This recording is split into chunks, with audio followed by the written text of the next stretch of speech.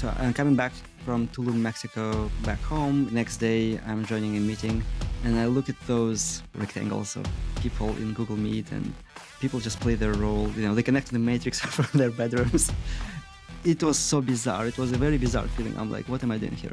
Basically, for me, it was a realization like, whatever is going to happen, like this, I cannot do anymore.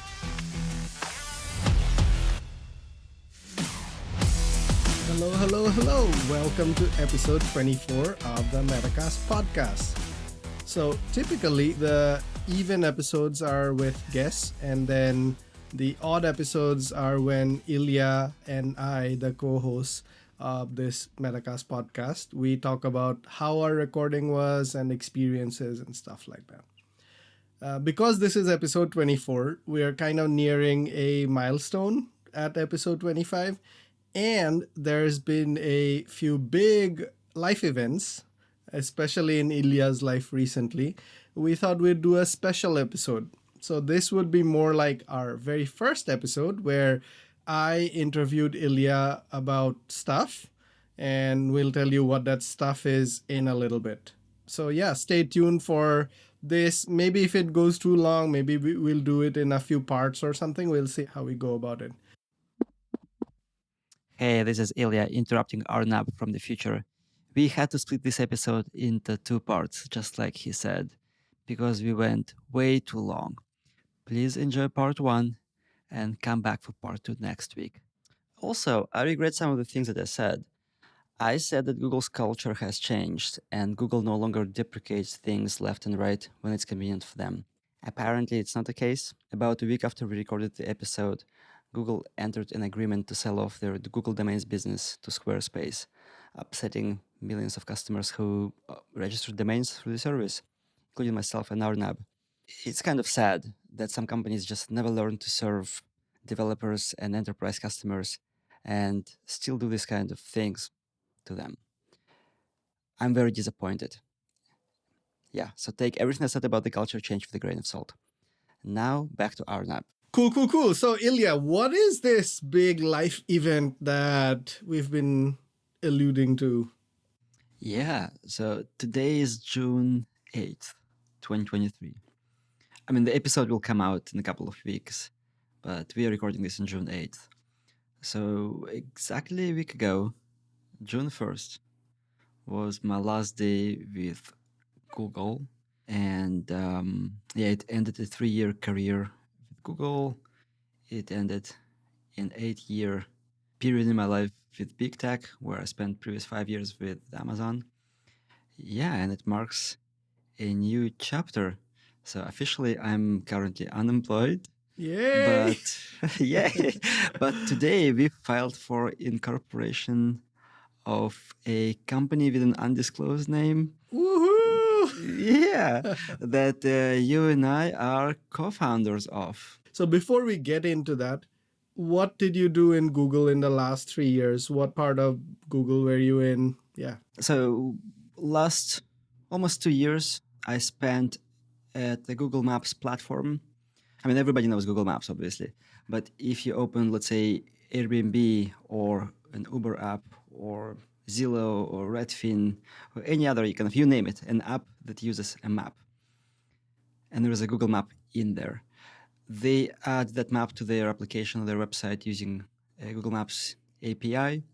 So I was responsible for that Maps API on the product side. Right. So, and you've been a product manager there for the last 3 years, right? Yeah. So I've been with Maps for 2 years. And then I also spent my first year at Google at Google Cloud Platform, where I worked first on a product that was supposed to make managing Kubernetes more easy. And then I also worked on Google Cloud Functions. What do you mean by it was supposed to? Yeah, in the end, there was some priority change because we couldn't take it as far as we wanted to. That's the pretty typical life events in a big tech company or any big company, to be honest. Yeah, when you have a company that does 500,000 different things with 100,000 employees, yeah, sometimes things get reprioritized, deprioritized, etc. Google has a term for this. It's called defrag. That's not what happened to this project. There was kind of a different outcome. Google Reader is a good example of a defrag. So for those of our listeners who are too young, Google Reader was shut down in 2011, I believe. To much big dismay across the whole world. Like tens of millions of people probably got like absolutely pissed at Google for doing this. We'll get back to what you were saying just a second, but I want to set a little bit of context. In today's world, it's pretty common to hear that Google is shutting down something, right? That's kind of part of the DNA of the company at this point. And there's even a website like Killed by Google. There's actually even a podcast, Corey Quinn's podcast. I think it's called Screaming in the Cloud. There is an episode with the Killed by Google guy. And Corey himself likes to make fun about Google for doing this. However, to Google's credit, I've seen that culture change taking effect over my 3 years there. They've recognized that it does affect their reputation when they shut things down like this. Just like, oh, like next month, study is going away. Or like Google Reader is just all of a sudden, like you have a month to continue enjoying it and then it goes away, right? They've changed that. That's good, yeah. Why I brought that up is I think from what I recollect, Google Reader was the first of these big instances of like Google shutting down something and the whole world going like, what? That makes no sense. Everybody loves it. Everybody uses it. Why are you shutting it down? Yeah. And Google Reader was a web application that you could use to read RSS feeds, which was an old way to subscribe to websites. So you would basically have all of those subscriptions in your Google Reader application, which was very, very neat. I even read it on BlackBerry. It was so good that it even worked on like shitty BlackBerry's browser like 12 years ago. It was my favorite app too. It was like absolutely amazing. And by app, I mean like, it was a website. So it was a web-based app, web app. Yeah, but I think it was probably the first, but then later came whatever, Google Wave, I think. Wave, Duo, I don't know how many chat messengers and things like that. The big difference between Google Reader and let's say Duo and Wave and other stuff is that probably nobody used Duo anyway. But Google Reader was a big deal. It's like imagine Google shuts down Gmail now. It's kind of not comparable, I guess, at this stage. Not that big, but it is similar, yeah. But it's like, yeah, you have lots and lots and lots of people. Also, I remember reading somebody who was a reporter, I think for TechCrunch or maybe VentureBeat or something. For him, it was a professional tool. That's a tool that he used to catch up on news while he was writing to the, what do you call it? Is it called the office where people work together, right? On a train, yeah. And like he had to figure out a new way to do that. Actually, RSS never really recovered from that for websites. There were other webs and websites that tried to take over like Bacon Reader and all that, but nothing got close to that much, I think, popularity. Yeah, I think Feedly was pretty much like a replica. But I think once Google Reader was gone, like it was gone essentially. And I think that's when newsletters became kind of the new norm. Tools like Substack maybe would never have been born if we could still use RSS Reader today. And by the way, podcasts are fully based on RSS. And yeah, actually, I'm going to shoot a note to, I think Dave Wiener is the guy who was behind the protocol. So we'll try to get him on the podcast because podcasts are distributed by RSS feed. That's probably the biggest use case for RSS feeds at this point. Today, yeah. Okay, cool. So fast forwarding to 2023, you spent 5 years in AWS. That's when you worked with me too. We had so much fun. Then you decided to leave and go to Google. Then you had 3 years and now you've left Google. We won't get into what we are working on in this episode. I think that'll be in the next episode or one of the upcoming future episodes. I think we will probably keep secret what we're working on until we actually have something to show publicly. Yeah, and we're very close. We are very, very close, but it will probably be another few weeks. So you and I are using the app already. We're just waiting to like add a few more things and start giving it to some friends and family and people for alpha testing.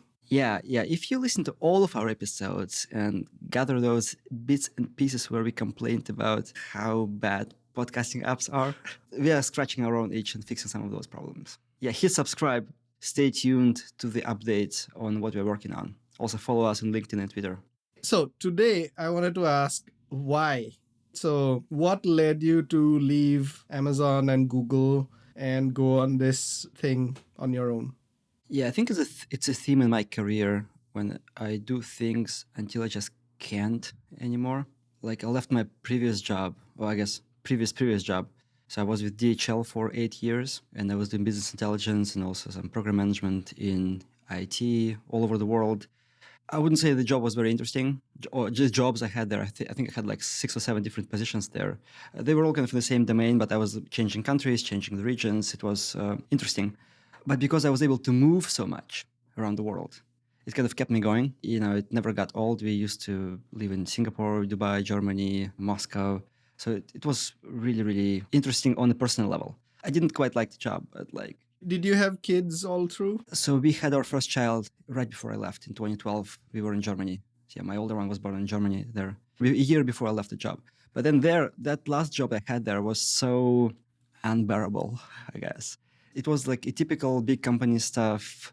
I had to replace the old systems that people use for customs clearance and like shipment processing in European countries with the newer systems. And it was just boring. I wasn't doing any work on the ground. I was like managing those projects, and I didn't enjoy that. But these were like software technical projects. Yeah, software very technical. Yeah, but I was like sitting in the ivory tower, working with project managers who were managing the projects. So and I was like managing the project managers. It was not fun. What was your role like officially? What was the name of that role? I think it was called program manager or senior program manager or something like that. Yeah, and then I'm like, I'm done. So then I left to do an MBA for 2 years. Right. Where did you do your MBA? I went to Wharton. That's how I moved to the US. It was really nice. But then I did an internship at Amazon and I came to Amazon full time. And your first internship was in the SSP, the seller ads org, or in Amazon? It was, I think back in the day, it was called Amazon Clicks.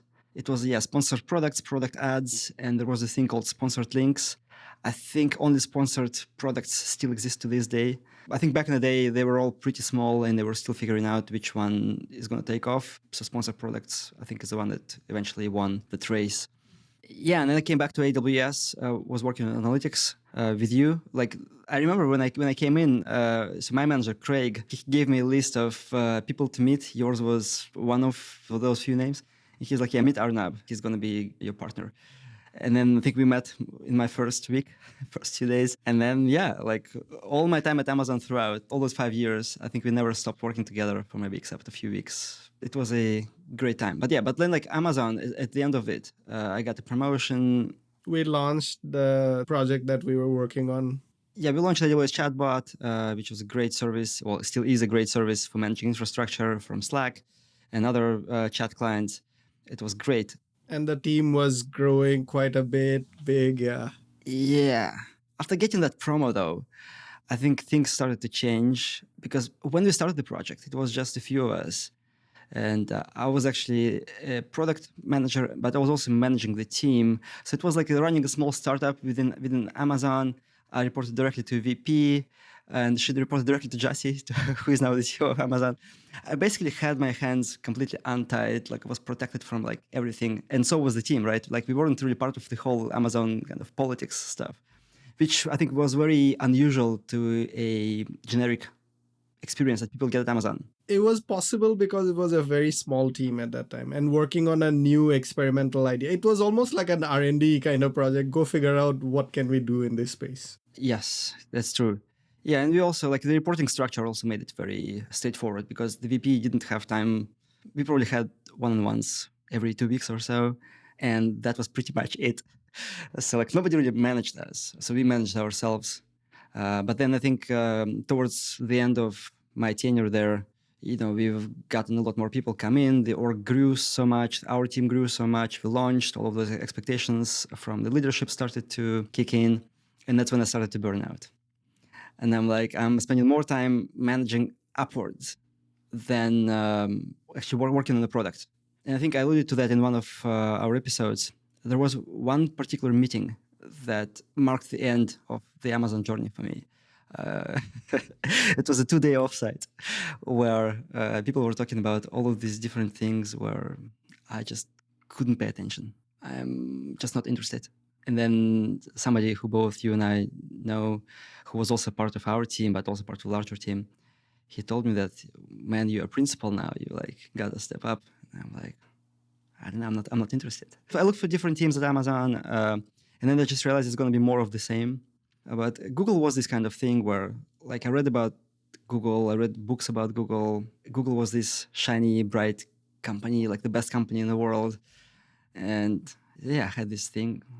I was rejected by Google 2 times, I think, after a full loop before that. I was not responded to even more times when you would like apply. Yeah, and I got the job at Google, and I came in. So that was the cloud functions. It was a Kubernetes thing. It took a few weeks to realize, okay, it's actually more of the same. It's just a different brand name. A few weeks? Usually that period lasts at least like 3 months or so. It's called the honeymoon period when you join a new company. So yeah, maybe a couple of months, maybe 2 or 3 months for the honeymoon to be like done. And then you realize you're just getting plugged into the different kind of matrix, which is better in some ways, but worse in some other ways, kind of the same in most other ways. I guess you're coming up to a point where you're feeling like this is more of the same. I want to do something else. What made you kind of figure out what is that something else you want to make, which makes it concrete for you to be able to leave a really good job? Yeah, that's true. I've been wanting to do something on my own for a long time. Actually, there was something that I heard recently. I was listening to this podcast with a guy called Alex Hormozy. I think that's what his name is. He's an entrepreneur worth, I think, a few $100 million. He was a guest on the Diary of the CEO podcast. And he said that what made him quit his job when he was very young, he read a book about entrepreneurship, which said there are entrepreneurs and there are Wantepreneurs. And he said the main difference is that the Wantepreneurs, they always read about things, they learn things, but actually never do the thing, right?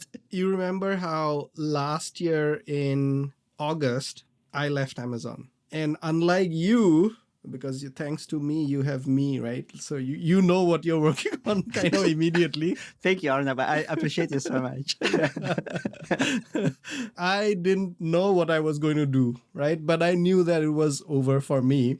So the first 3 months, I basically like hiked around. Thanks to my wife, we had like somebody earning and everything. So we spent like a month in Banff.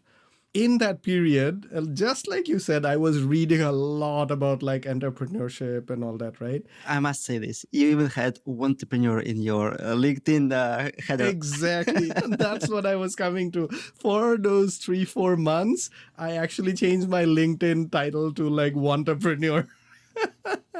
Well, the big difference with you was, though, that you've already quit your job with a clear intention, right? But I wasn't still sure, right? I didn't know whether I'd do something or not. Might have turned out that after 4 months, I would like go look for a different job. I didn't know. I actually remember talking to you back then, actually even before you left your job. You came to Seattle and we were chatting, and you said that you'll just go figure things out, maybe build a game for kids or something. Maybe, very likely, maybe join a smaller company as a CTO. I think that was your sort of game plan, right? Yeah. That's what I meant. So I think around January, we started the podcast in like we had the first episode in January, but we started working on the podcast in October. And I think around then is when I kind of started figuring out that, no, I actually want to work on this specific idea. And that's when I changed it from Wantepreneur to an actual entrepreneur. All right. So yeah, back to you. Tell us more about that part of you deciding what you're going to work on. Yeah, so I have been a entrepreneur all my life. Well, actually, I was an entrepreneur when I was 20. When I was 20, I started a like web development company while still in college. So I did it for 2 years. I built a couple of really cool products. One of them was a map. The other one was a CMS. So I have lots of interest actually in mapping and managing content, managing knowledge. This was like my very, very early days. Do you still have that map, by the way, the one that you made up? Was it of your city or? It was of my city. Well, yeah, I guess the funny story there is, I didn't know anything about licensing or any of this kind of stuff. So we just purchased a huge map, like a wall map, that had like 50 or so sheets, like A3 sheets. They're like the double of letter size, the US letter size, like double A4 European size. So it was like 50 something big pieces of paper. I scanned them all using those, like table scanners. Because, like, mind you, it was 2003, 2004, right? So I scanned them all, then stitched them together in a huge file. And then I wrote software to put shapes around those buildings and roads. And it was all became like a database. So it was a vector map. And I wrote a program in C++, a C++ builder to be precise, from Borland, that made it a Windows application. And we distributed it on a CD, on a CD-ROM. It was fun. I still have screenshots. I actually still have the executables, and I think I even still have the code. I don't have a computer to run it on. It can only run on Windows, and I'm pretty sure the Borland C++ builder of 20 years old IDE will not work on a modern computer anymore. Yeah, in any case. So, but then I was like always thinking about things. I was like doing some side projects. A t-shirt making business. T-shirt making business. I had like a website for selling secondhand stuff in Singapore, Craigslist kind of thing. I had a website for tracking how much carbon and garbage you Emit. emit. Yeah. I also had actually another secondhand classifieds website for university campuses, which I did with two other guys while I was at Wharton. So I did a bunch of things like that, but none of them really took off. And I think, but then somebody else's products took off. Right. Very similar products. Yeah. Very similar products, yes. I think one of the reasons for that was that unless you pour energy into what you're working on, it's not going to grow. Like if you disperse your energy, the thing that you don't make money with always will be like falling by wayside. If you're making like significantly more money from something else at that same time. Right, yes. So you have a full-time job that you work with, it also depends on. And then you have like a child and you have a wife and you also need to rest and sleep. And then you only work on this new thing for maybe like an hour or two a day and it just goes nowhere eventually. Especially when things start to get hard and you would be like, why am I doing this? So when we met and talked and I'm like, okay, so actually I want to be working with you on those ideas that we talked about, and leaving the job and joining you was a matter of timing as opposed to anything else. But the thing is, like, fear, I think, is what really stopped me from jumping ship and just doing it right away. And we can go a little bit into overcoming that. Yeah. We'll talk a little bit about the fears and everything else today. Yeah. So the next part of this is, how did you prepare yourself, your family, finances and all that to like be able to like leave a job at Google? So you are a product manager at Google, raking in like hundreds of thousands of dollars every year. How do you go from that to basically uncertainty? Basically, like living off savings. Yeah. Because that's what I'm doing right now. I guess we'll have to talk about fears now, because that was the biggest fear for me, is like, what if it doesn't work out and we run out of money and we have to sell the house and whatever. And like, if you think about all of the worst case scenarios, it's like I would never be able to find a job. So all of those things that even if you spell out on paper, I had like a spreadsheet that showed me the runway. And like, let's say if I work X months more, then this is what my runway will look like. If I work, fewer months, it will be shorter, etc. And the thing is, like, it doesn't help. So like when you really have like fear, like knot in your belly, it only helps so much. I made the decision to leave the job sometime in October, I think, but it took 8 more months to actually do that. I would wake up in the middle of the night just sweating, having nightmares, and like thinking about quitting the job would send me into the panic attack. It was like that bad. But I think things started to change when in October last year, I went to a spiritual retreat. They don't do it anymore. So the person's name is Sasha Cobra. She was on Netflix on the show called Unwell. So she does a bunch of things. But that particular 10-day retreat was based on tantric approaches. So it's about moving the energy, kind of letting the energy flow in your body. And that retreat is when I was really able to connect with myself really well, really feel myself, clear my mind. It was really, really good. And I met some incredible people there as well. That was in Mexico. So I'm coming back from Tulum, Mexico, back home in late October. And I think next day I'm joining a meeting. And I look at those squares or rectangles of people in Google Meet, and people just play their role. They connect to the Matrix from their bedrooms and like talking those like whatever canned phrases. It was so bizarre. It was a very bizarre feeling. I'm like, what am I doing here? Basically, for me, it was a realization like whatever is going to happen, like this I cannot do anymore. This chapter like is over. I'm done. Like can't do this again.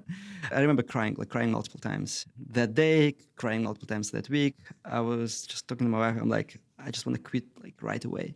But then the fear would start to come back and all that. Well, it's not just the fear, it's the reality too. You can't leave a job that's like paying you hundreds of thousands of dollars a year and like leave immediately on a whim. I guess it depends on how you manage your finances. So yeah, we purchased a house last year, so like with a mortgage and all that. So yeah, there are some financial responsibilities. So if this came up right before we purchased the house, I could have just quit the same day, right? Because I would have all of that money that I poured into the down payment to live off. But then I actually think at the time, I don't know if I would be ready for this. But yeah, but that money would have given me a lot longer runway for sure. So, what is the runway length that you thought you could, okay, talking about runway, take off at? And did you with that runway? What is your runway now?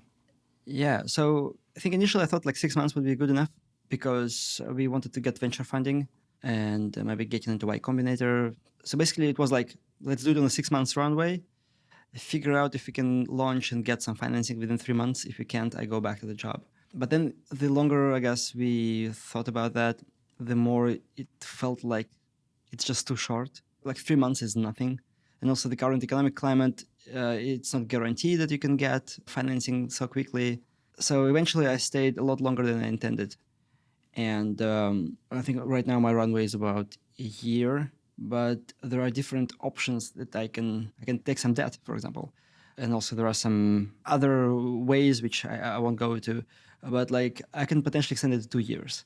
If this doesn't work out, like I would be like indebted, but I've done it before. When I graduated from my MBA, I had 180,000 in debt, which I was able to pay off within 2 years.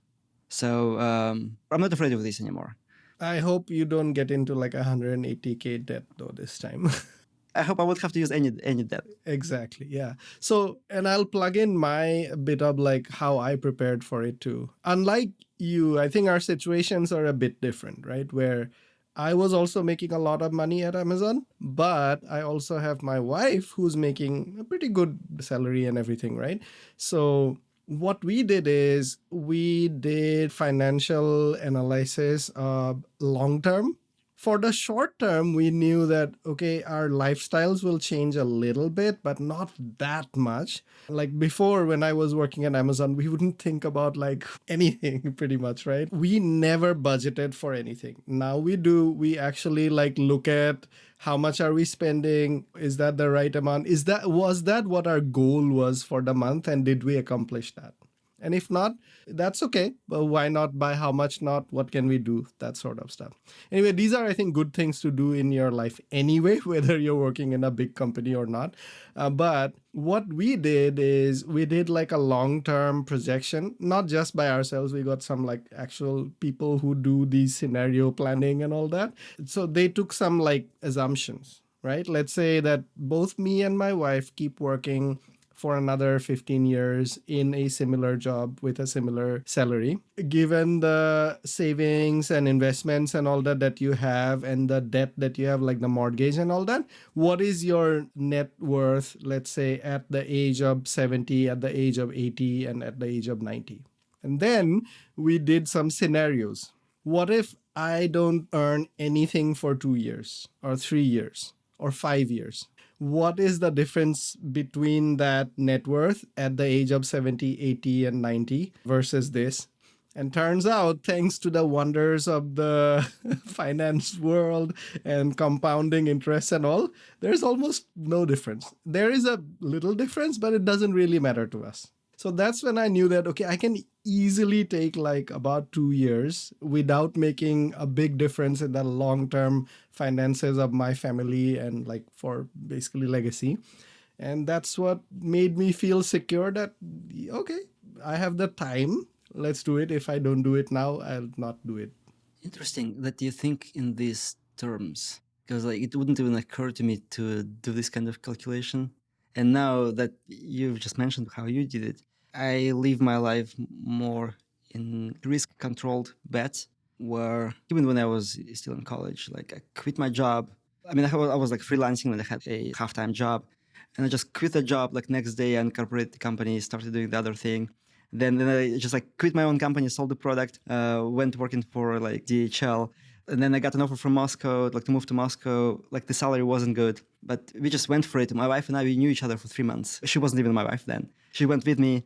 Yeah. And then like when we got some, international offers, we would just accept them without even visiting the country that we were going to. Because for me, it's like, it sounds like this has a lot of potential. The downside is that, yeah, we lose the money that we already have, but like we learn a lot. So like living the life is what I guess I was always after. So for me, when I was thinking about quitting the corporate career and starting our own company with you, it was more like the stars have aligned. It's time to do it. Because like, we have a great idea on our hands.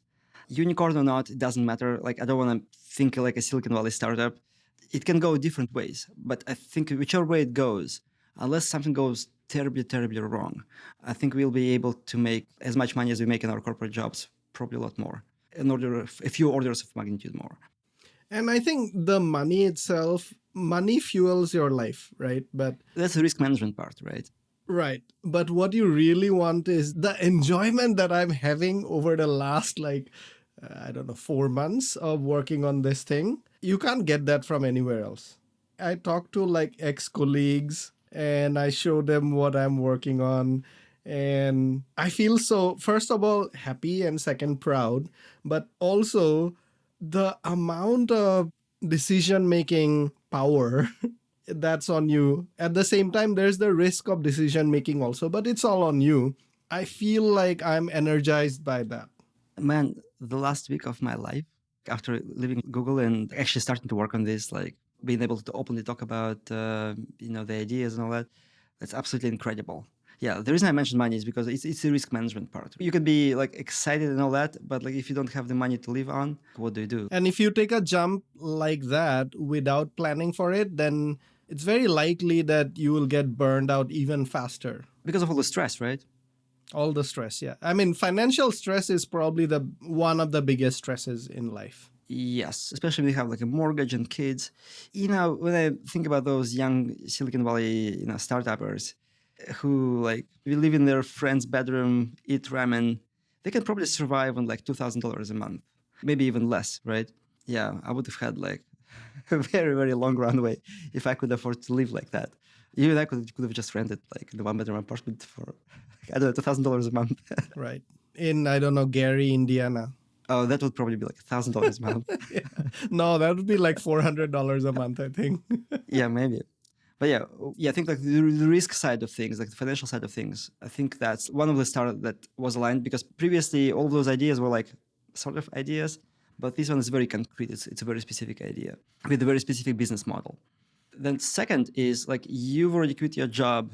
You can actually coach me on how do you do that. I think if you didn't quit almost a year ago, I would have struggled a lot more.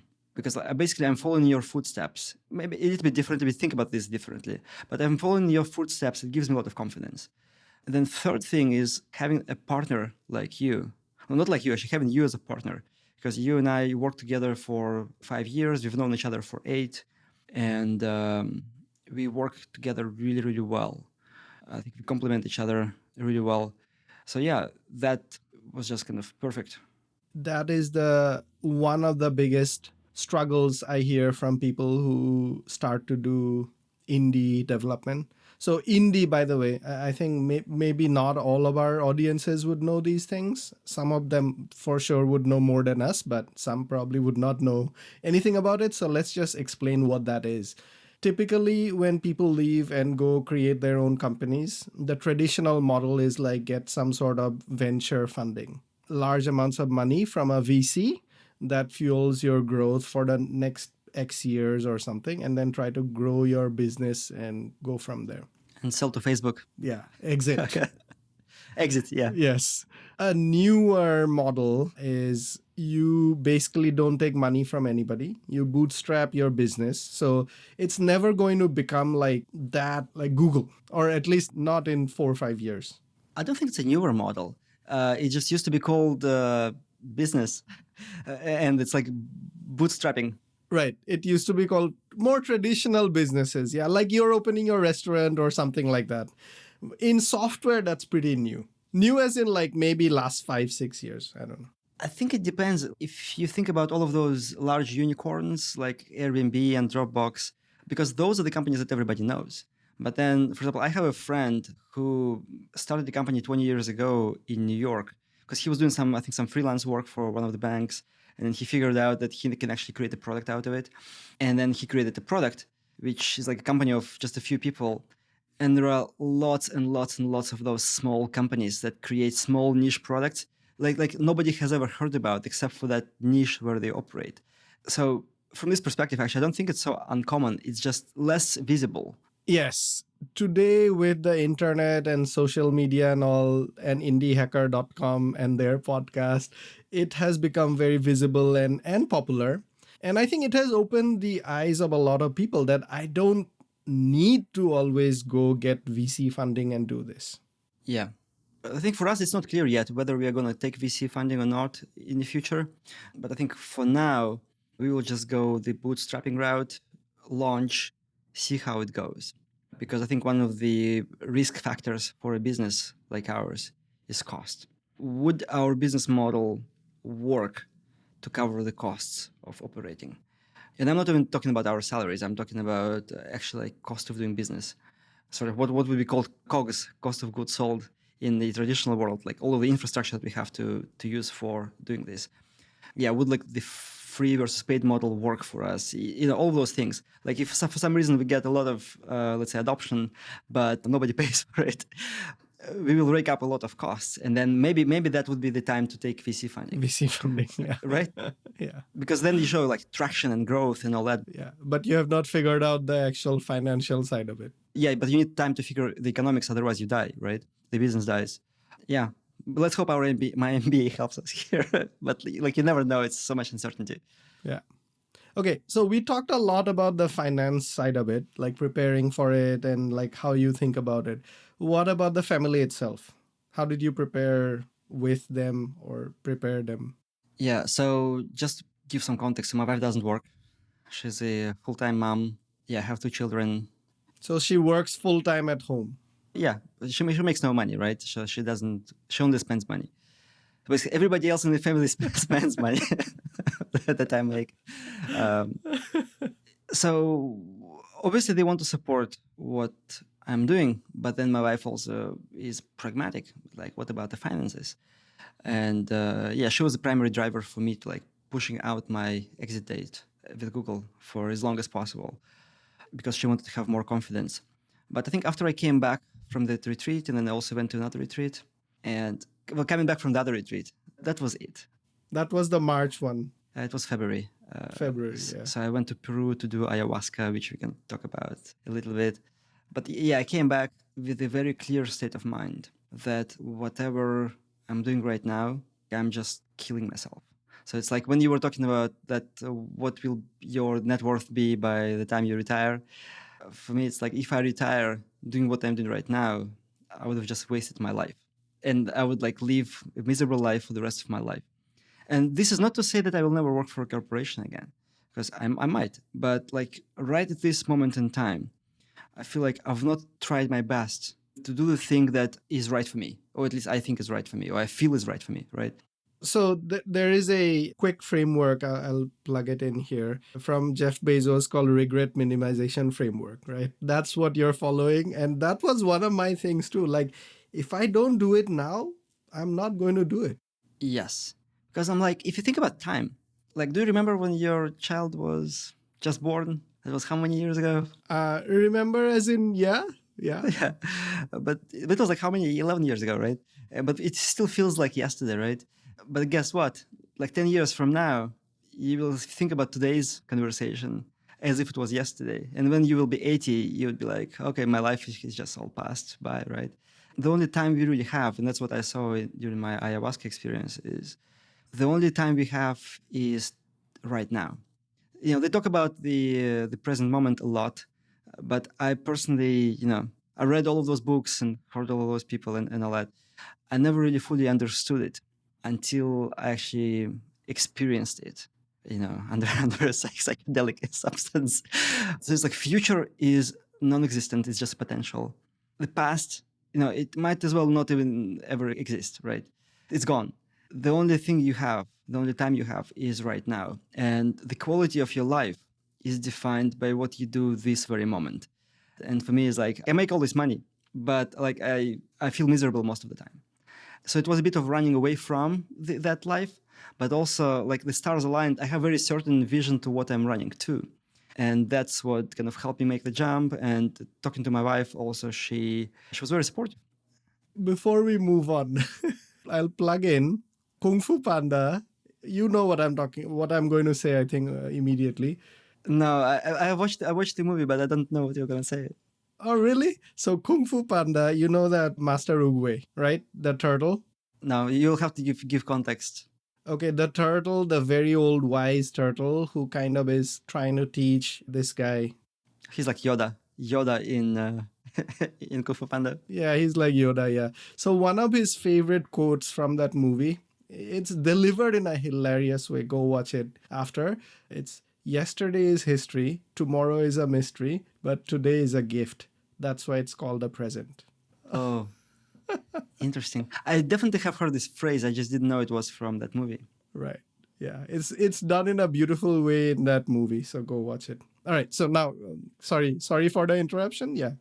The thing I want to say is, so my wife showed me her messages with her family, and on the other side, I mean, her mom was saying like, "Are you sure? Like, you want to leave all your savings? You're gonna just like spend all that money, right?"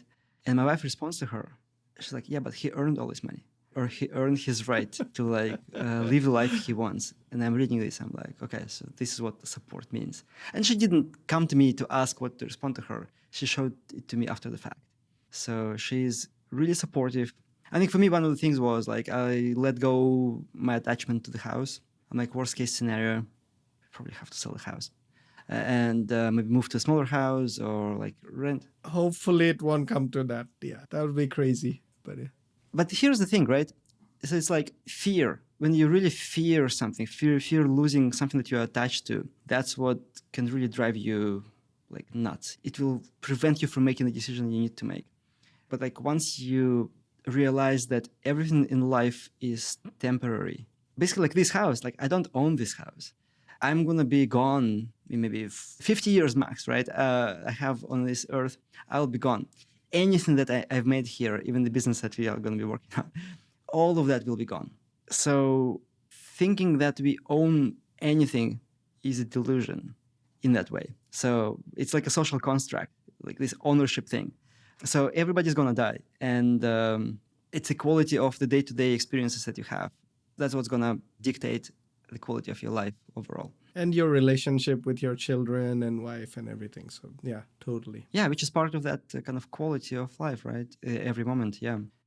In the US, this is very, I think, important, health insurance. So for me in Canada, that was another thing I didn't have to deal with. And plus my wife is working. So whatever other things that is not covered by the government, like dental and all that, is covered by her employer. So we didn't have to deal with any of that. But you're not working now, your wife is not working, and health insurance is a big deal in the US. So tell us more about like the specifics of what you have planned for that. Yeah, so I just typed health insurance in Google, and there was a website that came first in the organic search. I don't remember which website it was. It was like a broker website where you just type your email and then a couple of people reach out to you, like agents. Get a quotes. Yeah, it says like get an instant quote, but like you never get an instant quote. It's so deceptive. Give us your email and we'll get back to you. Yeah. Yeah. But then this guy, his name is Ethan, he got back to me. He's based here out of Florida on the other coast in Tampa. And he was very nice, actually. So I talked to him a few times and he gave me different options. He explained things really well. Basically family plan for insurance is like $850 a month, I think. So that's you, your wife, and 2 kids. Yes. Can you tell us the age of the kids? Because that probably factors into the insurance. Or It's 11 and almost 5. so 850 a month. That's quite a lot. Yeah. It's quite a lot, but there's another option. I could continue the insurance I had with Google for $2,500 a month. That's what's called Cobra. Cobra stands for something. It's like an abbreviation. So you can just continue the coverage you have, but $2,500 a month is a lot. So basically, I just wanted to find the cheapest thing because we almost never go to doctors. So it's basically just for a catastrophic kind of event that we need it for. Insurance. Insurance, yes, exactly. That's what it is. So 850, like once we start bringing any revenue, health insurance is one of the first things I want the company to pay for. Right. But let's say somebody's starting up, just them and their spouse. Is that going to be like significantly less because they don't have kids? Or do you have any idea? Yes, it will be less. I don't know by how much, but it will definitely be less. And is the coverage similar to what you had with Google for this 850? I think it's a bit different. I don't know the details. It's just so complicated. It's so convoluted. I absolutely despise that whole area of business. That's health insurance. That's housing insurance. I think car insurance is okay, but they're just intentionally making things so convoluted. It's incredible. One thing that I did do right before leaving. Oh, by the way, I don't know, different companies might have different policies, but at Google, the insurance lasts until the last day of the month of your departure. So I left on June 1st. Yeah. I remember. So you and I were talking, and initially your last date was May 24th or 25th, a Friday. And then you figured out that, oh, my insurance will go on for the whole month if I leave on the 1st. Yeah, makes sense. Yes, yeah. I worked a few more days, and that extended my insurance. And primarily it was because of dental, because I'm not buying dental insurance. But just before my exit, I'm like, okay, I have unused dental insurance. Why don't I use it? So I went to a dentist and discovered that I need, I think, like $2,500 worth of stuff with crowns that need to be done. And the insurance would pay for 60% of this. And I'm like, okay, let's do it. But then making those crowns and all that, it takes time. And that's what drove me to reconsider the exit date. And on this dental note, part 1 is over. Please come back next week for part 2, where we will talk about Arnab's story of leaving Amazon as a principal engineer, a pretty big deal, to dive into uncertainty. We will also talk about the cultures of Amazon and Google and how they differ, and lay out some of our goals for next year. Please come back, and in the meantime, give us a 5-star review or send us a note at hello@metacastpodcast.com. We're always looking forward to hearing back from our listeners. Ciao, see you next week.